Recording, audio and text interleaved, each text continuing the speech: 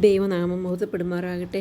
ഇന്ന് എന്നെ ശ്രവിക്കുന്ന എൻ്റെ എല്ലാ പ്രിയപ്പെട്ടവർക്കും നമ്മെ ചേർത്തുകൊള്ളുവാനായി വേഗം വരുന്ന കർത്താവായ യേശു ക്രിസ്തുവിൻ്റെ നാമത്തിൽ സ്നേഹവന്ദനം. നമുക്കിന്ന് ഇയ്യോബിൻ്റെ ചില സ്വഭാവവിശേഷതകളെക്കുറിച്ച് നമുക്കിന്ന് പഠിക്കാം.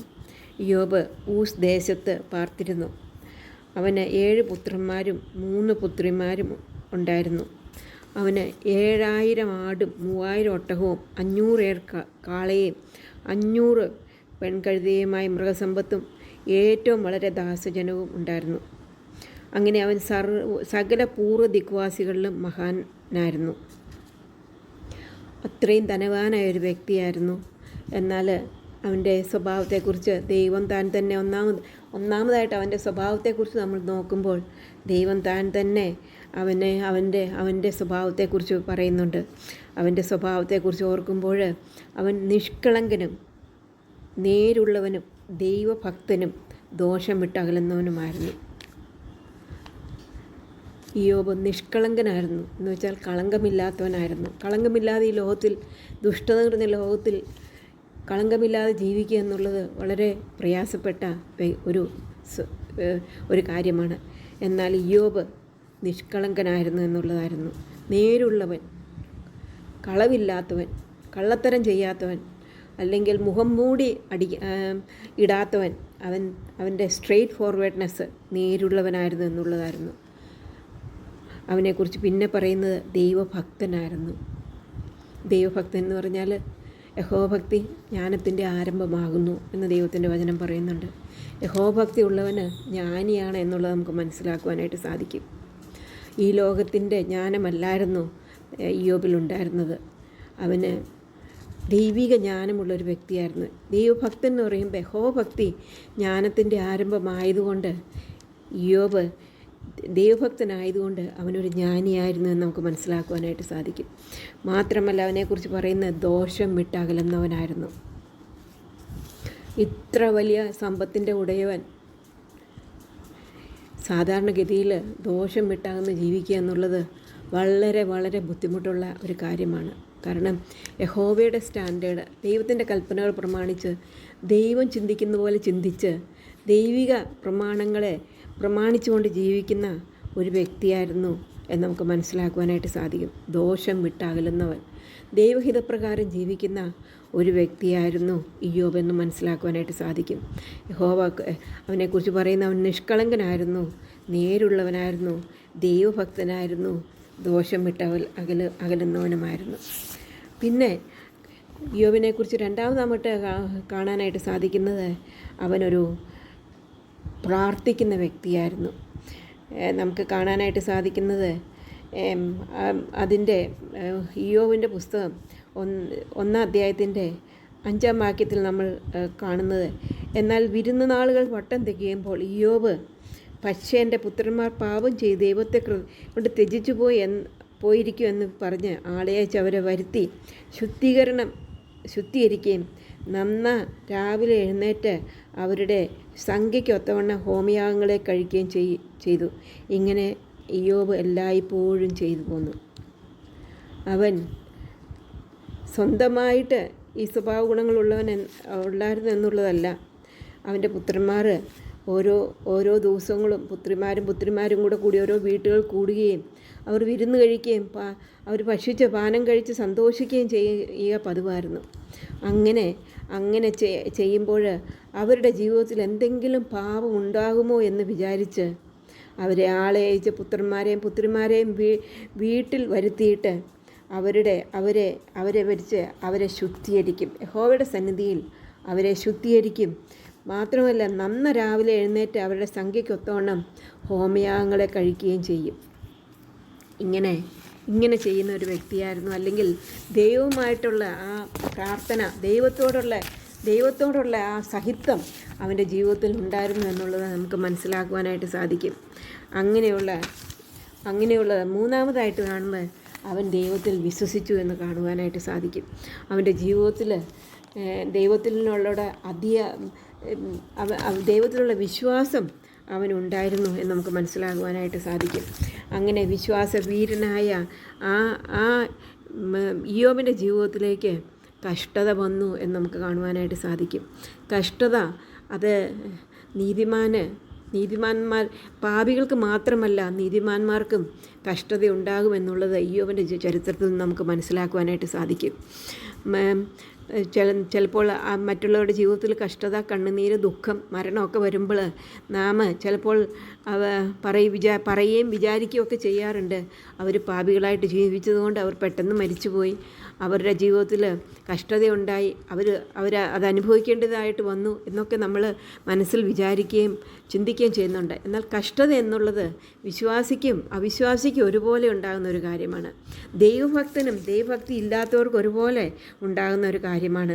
നേരുള്ളവനും നേരില്ലാത്തവർക്കും ഉണ്ടാകുന്ന ഒരു കാര്യമാണ്. നിഷ്കളങ്കനും അല്ലാത്തവർക്കും ഉണ്ടാകുന്നതാണ് കഷ്ടത എന്നുള്ളത് ഇയ്യോബിൻ്റെ ജീവിതത്തിൽ നിന്ന് നമുക്ക് മനസ്സിലാക്കുവാനായിട്ട് സാധിക്കും.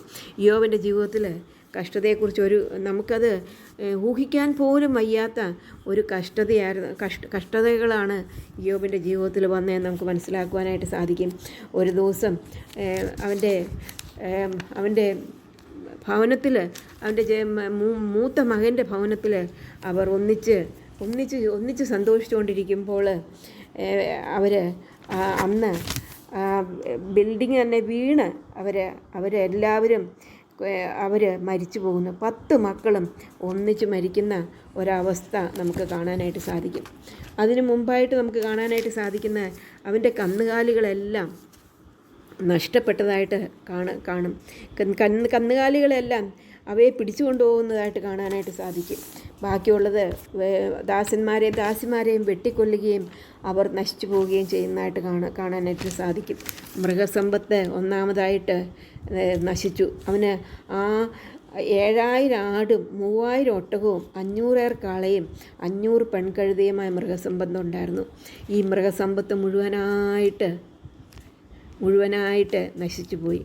മാത്രമല്ല, രണ്ടാമതായിട്ട് നമുക്ക് കാണാനായിട്ട് സാധിക്കുന്ന അവൻ്റെ ദാസന്മാരും ഈ മൃഗങ്ങളെയൊക്കെ നോക്കുന്ന ദാസന്മാരുണ്ട്. ആ ദാസന്മാരും മരിച്ചുപോയി. 1-2 പേര് വിവരം പറയാൻ വേണ്ടി മാത്രം തിരിച്ചു വന്നതായിട്ട് കാണാനായിട്ട് സാധിക്കും. പിന്നീട് അവൻ്റെ 10 മക്കളും മരിച്ചു പോകുന്നതായിട്ട് നമുക്ക് കാണാനായിട്ട് സാധിക്കും. എങ്ങനെ സഹിക്കുമെന്ന് പോലും നമുക്ക് ചിന്തിക്കുവാൻ പോലും ഇല്ലാത്ത കഷ്ടതയാണ്, കണ്ണുനീരാണ് ഇയ്യോബിൻ്റെ ജീവിതത്തിൽ വന്നത്. എന്നാൽ ഇയ്യോബിൻ്റെ ജീവിതത്തിൽ ഇത്ര കഷ്ടങ്ങൾ വന്നപ്പോൾ അവൻ്റെ 10 മക്കൾ ഒന്നിച്ചു കൂടിയിരുന്നപ്പോൾ പെട്ടെന്ന് മരുഭൂമിയിൽ നിന്നൊരു കൊടുങ്കാറ്റ് വന്ന് വീട്ടിൻ്റെ 4 മൂലയ്ക്കും അടിച്ചു. അത് യവനക്കാരുടെ അവർ മരിച്ചുപോയി. ഇങ്ങനെ കഷ്ടതയുടെ കണ്ണുനീരിൻ്റെ അനുഭവത്തിൽ കൂടെ വരുമ്പോൾ ദൈവത്തിൽ പൂർണ്ണമായിട്ടും വിശ്വസിക്കുന്ന ഒരു ഇയ്യോബിനെ നമുക്ക് കാണാനായിട്ട് സാധിക്കും. നമ്മൾ ഒന്നാമതായിട്ട് കണ്ടു, ഇയ്യോബിൻ്റെ ജീവിതത്തോടുള്ള ബന്ധത്തിൽ നമ്മൾ കണ്ടു, അവൻ നിഷ്കളങ്കനായിരുന്നു, നേരുള്ളവനായിരുന്നു, ദൈവഭക്തനായിരുന്നു, ദോഷം അകലുന്നവനായിരുന്നു.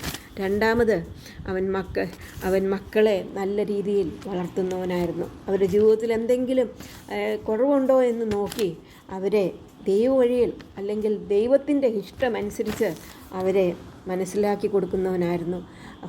യഹോവയ്ക്ക് യാഗം കഴിച്ച് യഹോവയോട് പ്രാർത്ഥിക്കുന്നവനായിരുന്നു എന്ന് മനസ്സിലാക്കുവാനായിട്ട് സാധിക്കും. നാലാമതായിട്ട് നമുക്ക് കാണാനായിട്ട് സാധിക്കുന്ന പൂർണ്ണമായിട്ട് യഹോവയിൽ വിശ്വസിക്കുന്ന ഒരു ഇയ്യോബിനെ നമുക്ക് കാണാനായിട്ട് സാധിക്കും. അപ്പോൾ അവൻ പറയുകയാണ്, ഇത്രയും സംഭവങ്ങൾ ഇയ്യോബിൻ്റെ ജീവിതത്തിൽ വന്നപ്പോൾ, എല്ലാം പോയി കഴിഞ്ഞപ്പോൾ ഇയ്യോബ് പറയുന്ന വാക്യമാണ് 1:20 മുതലുള്ള വാക്യത്തിൽ നമ്മൾ കാണുന്നത്. ഇയ്യോബ് എഴുന്നേറ്റ് വസ്ത്രം കീറി തല ചിരച്ചു സാഷ്ടാംഗം വീണ് നമസ്കരിച്ചു. അപ്പോൾ അവൻ ദൈവത്തെ നമസ്കരിക്കുകയാണ്, ദൈവത്തെ മഹത്വപ്പെടുത്തുകയാണ്. അത് കഴിഞ്ഞിട്ട് അവൻ പറയുകയാണ്, നഗ്നനായി ഞാൻ എൻ്റെ അമ്മയുടെ ഗർഭത്തിൽ നിന്ന് പുറപ്പെട്ടു വന്നു, നഗ്നനായി തന്നെ മടങ്ങിപ്പോകും. യഹോവ തന്നു, യഹോവ എടുത്തു, യഹോവയുടെ നാമം വാഴ്ത്തപ്പെടുമാറാകട്ടെ. ഒരു ഭക്തൻ്റെ വായിൽ നിന്ന് മാത്രമേ ഈ വാക്കുകൾ വരുന്നുള്ളൂ. ഒരു നിഷ്കളങ്കൻ്റെ വായിൽ നിന്ന് മാത്രമേ ഈ വാക്കുകൾ വരാനായിട്ട് സാധിക്കുന്നുള്ളൂ. ദോഷം വിട്ടകലുന്ന ഒരു വ്യക്തിയുടെ വായിൽ നിന്ന് മാത്രമേ ഈ വാക്കുകൾ വരുള്ളൂ. ദൈവത്തിൽ പൂർണ്ണമായിട്ടും വിശ്വസിക്കുന്ന ഒരു വ്യക്തിയുടെ വായിൽ നിന്ന് മാത്രമേ ഈ വാക്കുകൾ പുറപ്പെടുവാനായിട്ട് സാധിക്കത്തുള്ളൂ. അവൻ പറയുകയാണ്, യഹോവ തന്നു, യഹോവ എടുത്തു, യഹോവയുടെ നാമം വാഴ്ത്തപ്പെടുമാറാകട്ടെ. അത് കഴിഞ്ഞിട്ട് പറയുകയാണ്, ഇയ്യോബ് പാപം ചെയ്യുകയോ ദൈവത്തിന് ദോഷത്വം ആരോപിക്കുകയോ ചെയ്തില്ല. ഇത്രയുമൊക്കെ സംഭവങ്ങളുണ്ടായിട്ട് അഞ്ചാമതായിട്ട് നമുക്ക് കാണാനായിട്ട് സാധിക്കുന്ന അവൻ്റെ വായിൽ അവനൊരകൃത്യവും ഒരകൃത്യവും അവൻ്റെ വായിൽ നിന്ന് പുറപ്പെട്ടില്ല എന്ന് നമുക്ക് മനസ്സിലാക്കുവാനായിട്ട് സാധിക്കും. അങ്ങനെ ഇയ്യോബിൻ്റെ ജീവിതത്തിൽ ഇയ്യോബ് ദൈവത്തോട് കൂടെ ഇരുന്നു. ഇയ്യോബിൻ്റെ ജീവിതത്തിൽ കഷ്ടതയുടെ തീച്ചൂളയുടെ നടുവിൽ കൂടി അവൻ കടന്നുപോയി. എന്നാൽ അതൊന്നും അവനെ ദൈവത്തിൽ നിന്ന് അകലുവാനായിട്ട് ഇടയാക്കിയിട്ടില്ല. അവൻ ദൈവത്തോട് അടുക്കുന്നതിനിടയായിട്ട് തന്നു. അവൻ പറയുകയാണെ യഹോവ എടുത്ത് യഹോവയുടെ നാമം വാഴ്ത്തപ്പെടുമാറാകട്ടെ. മാത്രമല്ല അവൻ്റെ വായ് കൊണ്ട് അവനൊരു പാപവും ചെയ്തില്ല. നമ്മൾക്കറിയാം, നാവ് കൊണ്ട് പാപം ചെയ്യാതിരിക്കാൻ നോക്കുവിൻ എന്ന് ദൈവത്തിൻ്റെ വചനത്തിൽ വളരെ വ്യക്തമായിട്ട് പറയുന്നുണ്ട്. ഇയ്യോബിൻ്റെ ജീവിതത്തോടുള്ള ബന്ധത്തിൽ അവൻ്റെ നാവ് കൊണ്ട് ഒരു പാപവും ചെയ്യാതെ അവൻ ഇരുന്നു എന്നുള്ളത് നമുക്ക് മനസ്സിലാക്കുവാനായിട്ട് സാധിക്കും. വരുന്ന ദിവസങ്ങളിൽ കർത്താവ് നമ്മൾക്ക് എത്ര ആയുസ് തരുന്നതെന്നറിയുന്നില്ല. അങ്ങനെ നമ്മൾ ദൈവത്തിൻ്റെ മുമ്പാകെ വിശ്വസ്തയോടുകൂടി ജീവിപ്പാൻ കർത്താവ് നമ്മളെ സഹായിക്കട്ടെ. സങ്കീർത്തനം 39:1-2 വാക്യത്തിൽ നാം കാണുന്നത്, നാവ് കൊണ്ട് പാവം ചെയ്യാതിരിപ്പാൻ ഞാൻ എൻ്റെ വഴികളെ സൂക്ഷിക്കുമെന്നും ദുഷ്ടൻ എൻ്റെ മുമ്പിൽ ഇരിക്കുമ്പോൾ എൻ്റെ വായ് കടിഞ്ഞാണിട്ട് കാക്കുമെന്ന് ഞാൻ പറഞ്ഞു. ഞാൻ ഉരിയാടാതെ ഊമനായിരുന്നു, നന്മയെ ഗണ്യമാക്കാതെ മൗനമായിരുന്നു, എൻ്റെ സങ്കടം പൊങ്ങി വന്നു. അതെ, ദാവീദിൻ്റെ ജീവിതത്തോടുള്ള ഇതിൽ പറയുമ്പോൾ അവൻ്റെ നാവ് കൊണ്ട് ഒരു പാപവും അവൻ ചെയ്യാതെ ഇത്രയെല്ലാം കഷ്ടതകൾ കൂടെ വന്നെങ്കിലും ഒരു വാക്ക്, ഒരു പിറുവിറുപ്പ് പോലും അവൻ്റെ ജീവിതത്തിൽ ഉണ്ടാകാതെ അവൻ തന്നെ ദൈവത്തിനായിട്ട് സമർപ്പിച്ചു എന്ന് മനസ്സിലാക്കുവാനായിട്ട് സാധിക്കും. വരുന്ന ദിവസങ്ങളിൽ ഇയ്യോബിനെ പോലെ ജീവിപ്പാൻ കർത്താവ് നമ്മളെ സഹായിക്കട്ടെ. അവൻ്റെ വലിയ നാമം മഹത്വപ്പെടുമാറാകട്ടെ.